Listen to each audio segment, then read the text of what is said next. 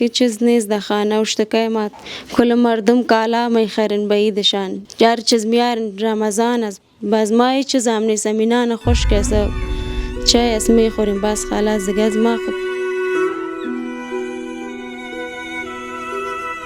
خدا تیر میکنه سر ما هیچ هم نیست به دست کار کده نمیتانیم سرپرست دیگه نیست گلی خدا را گرفتیم می نششتیم میشه داخل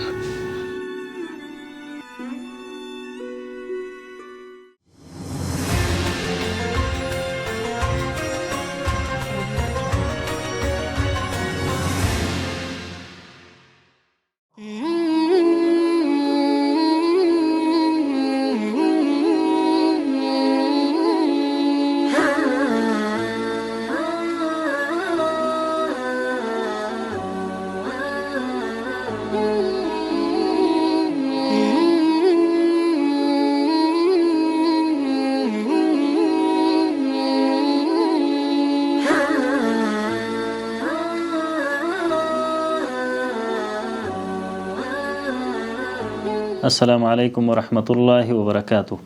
نن د روژې مبارکې میاشتې 15مه ده، یعنې موږ او تاسو دغه میاشت نیمې ته ورسوله. د دې حاجي صاحب کور ته راغلو چې فلج وهلی او ځای په ځای پروت دی، یو لاس و پښی هم کار نه کوي، یو زوی درلود هغه هم معتاد دی او په میاشتو کېږي چې کور ته نه دی راغلی. نو کورنۍ بې سرپرسته ده.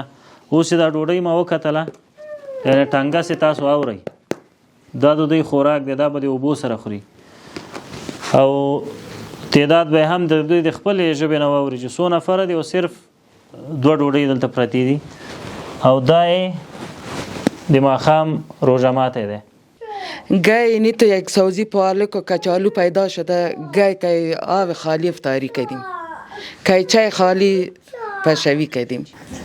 اونو نان خشک است در روی نانبایی میشنم یا سر نانبایی میگردم، این مورد جمع میکنم میاریم یا تر یا خشک یا یک رقم میخوریم.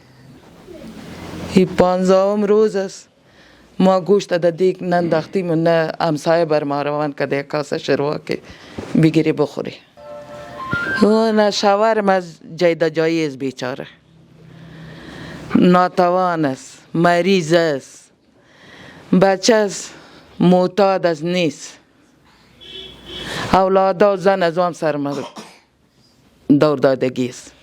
3 تا دخترکایم از خانه دیگه. این ما میرم تپ و تالاش میکنم، یک جای کار باشه از کسی میکنم یا این عروس خود خود میبرم، کام ناو کونه کام خشک و تر امو خانه والم خیر ببینه کمک میکنه.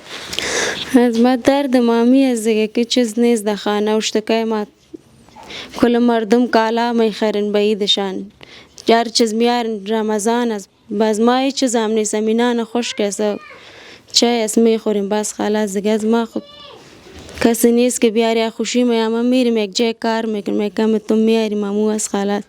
بس اینی مشکلات و غریبی خدا تیر میکنه سر ما هیچ هم نیست به دست کار کده نمیتانیم سرپرست دیگه نیست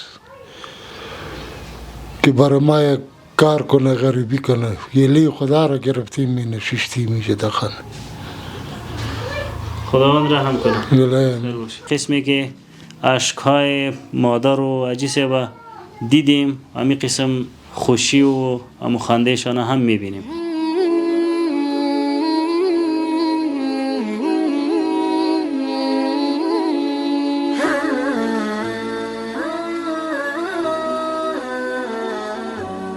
دوستان نهایت عزیز، السلام علیکم و رحمت الله و برکاته. اگر می خواهید که از آتش جهنم نجات پیدا بکنین، اگر می خواهید که خداوند راضی بسازید و اگر می خواهید که شفاعت رسول الله صلی الله علیه و سلم کسب بکنین و اگر می خواهید که در روز قیامت در زیر سایه صدقاتتان استاد شوین، پس هموطنان خود را در صدقات خود فراموش نکنید.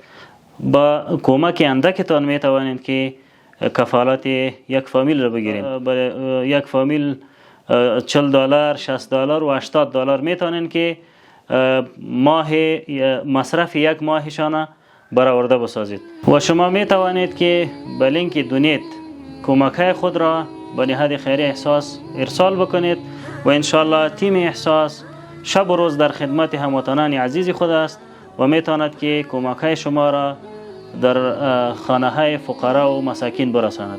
و السلام علیکم و رحمت الله و برکاته. بسیار مرا خوش کردین، با خدا کشان خوب کنه. انشالله با یک ما کفایت میکنه. میکنه. خیر ببینید، زنده باشی. خیر باشی.